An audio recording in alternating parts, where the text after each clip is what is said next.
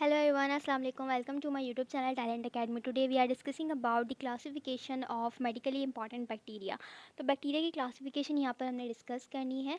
तो ये हमारे पास चैप्टर नंबर 5 है by Levinson microbiology book. So without wasting any time अपनी वीडियो को जो है वो स्टार्ट करते हैं।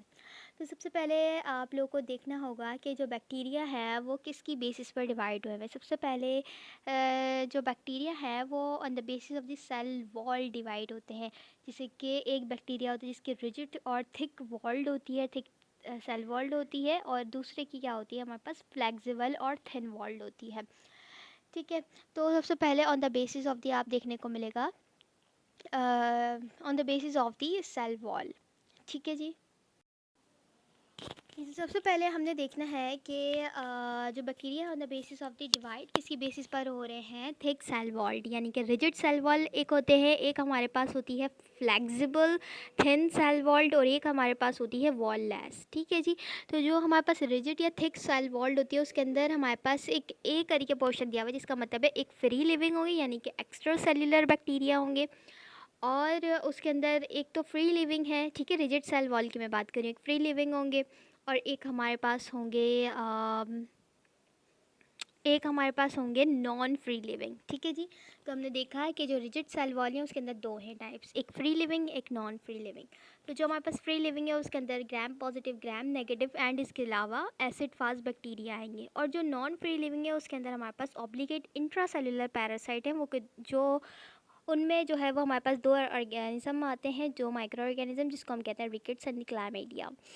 ठीक है जी, और जो हमारे पास यहाँ पर लिखा हुआ है कि फ्लेक्सिबल थिन सेल वॉल्ड है हमारे पास, उसके अंदर तीन है, ट्रिपोनीमा, बोरेला एंड लेप्टोस्पायरा, और वॉल्डलेस जो है ये बहुत इजी है, माइकोप्लाज्मा। ये हमने चैप्टर फर्स्ट में ही पढ़ लिया था। ठीक है जी, तो यहाँ तक हमने पढ़ लिया है, और बाकी ग्राम पॉजिटिव बैक्टीरिया है, ग्राम नेगेटिव है एंड एसिड फास्ट बैक्टीरिया है। ठीक है, एसिड फास्ट बैक्टीरिया हमें पता है माइकोबैक्टीरिया में। तो अब हमारे पास gram positive and gram negative की क्लासिफिकेशन रहती है, इसकी क्लासिफिकेशन कर लेते हैं जी। तो हमारे पास ग्राम पॉजिटिव जो बैक्टीरिया होते हैं उसके अंदर एक कोकाई होता है, एक स्पोर फॉर्मिंग रॉड्स, यानी कि हमारे पास कोकाई हैं, रॉड्स हैं, और बस। ठीक है, इसके अलावा एक तो स्पोर बनाने वाले सिंपली आपको पता होना चाहिए कि जो ग्राम पॉजिटिव होते हैं वो कोकाई भी होते हैं और रॉड्स होते हैं। तो कोकाई तो सिंपली जो है वो दो ही हैं, स्ट्रेप्टोकोकाई स्टेफाइलोकोकस। यहाँ तक आई होप कि आपने समझ लिया होगा। अब हमारे पास जो रॉड्स होती हैं ना वो स्पोर बनाने वाली भी होती हैं और नॉन स्पोरिंग भी होती है। जो स्पोर वाली होती है उसके अंदर एरोबिक एंड एनारोबिक है। एरोबिक जो है वो हमारे पास बेसिलाई है, एनारोबिक क्लोस्ट्राइडियम है। नॉन स्पोर फॉर्मिंग जो हमारे पास है उसके अंदर नॉन फिलामेंटस होती हैं, एक फिलामेंटस होती है। नॉन फिलामेंटस में कॉर्निबैक्टीरियम डिप्थेरिया, कॉर्निबैक्टीरिया बैक्टीरियम और लिस्टेरिया है, और जो फ्लेमेंटस है उसके अंदर एक्टिनोमाइसिस एंड नोकार्डिया है। तो सिंपली यहाँ पर आपको याद करने वाली सारी बातें हैं। अब यहाँ पर लिखा हुआ है कि ग्राम नेगेटिव, तो उसके अंदर हमारे पास ग्राम नेगेटिव में कोकाई आएंगे, सिंपली रॉड्स आएंगी, और दूसरा यहाँ पर देखने को मिलेगा जी। तो बस यहाँ पर यही चीज़ें देखने को मिलेगी। तो जो हमारे पास रॉड्स होती हैं ना, जैसे रॉड्स यहाँ पर क्या थी, स्पोर वाली थी और नॉन स्पोरिंग थी।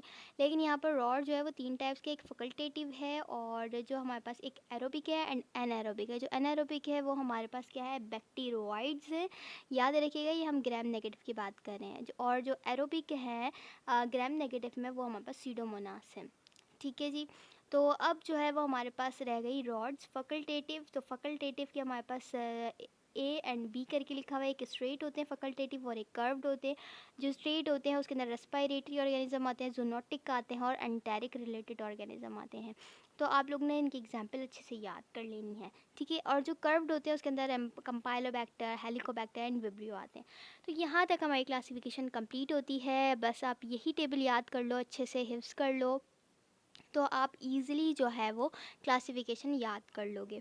तो सिंपली आज की वीडियो में सिर्फ इतना ही था, क्योंकि सारा जो है वो याद करने की बातें इसमें समझाने, आज की वीडियो में समझाने का इतना नहीं था। ये बस आपको जो है वो याद करना है। तो वीडियो पसंद आए तो please like share and subscribe करें। Thank you very much. अल्लाह हाफ़िज़।